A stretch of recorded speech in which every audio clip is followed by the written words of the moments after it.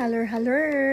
Ayan, nabaligo ako ng hindi sinasadya dyan. Actually, mamayang gabi pa dapat ako maliligo. Kaya lang may nagpainit ng ulo ko.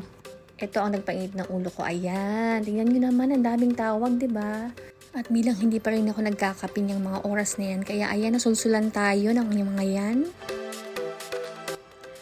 At ang nasulsulan,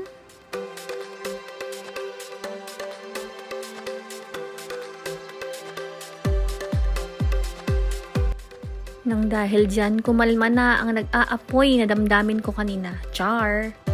Nainis lang ako kanina kasi may kinukontak akong VA namin na hinahanap ng client. Kausap ko lang siya kanina bilang hindi na nagparamdam. So si client nagwawating. Alam mo yun, parang madali namang sabihin na hindi ka makaka-work muna saglit or basta makipag-communicate ng maayos, diba?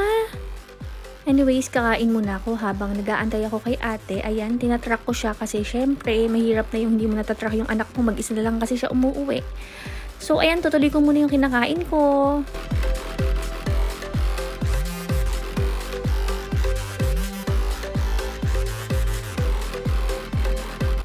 After ko mag-work, gusto ko naman sanang magpahinga. Kaya lang, may batang madaldal. Gusto ko sanang matulog. Pakinggan nyo naman. It's actually Ryan Reynolds' daughter, Ines Reynolds.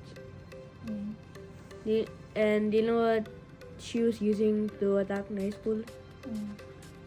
Water guns. Yes.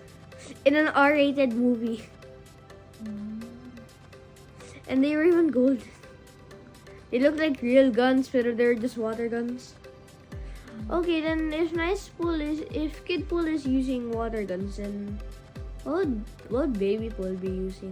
It's actually a baby version of it. Ang dami pa niyang kinikwento niyan pero puputulin ko na. Ayun lang, hope you enjoyed. Bye-bye!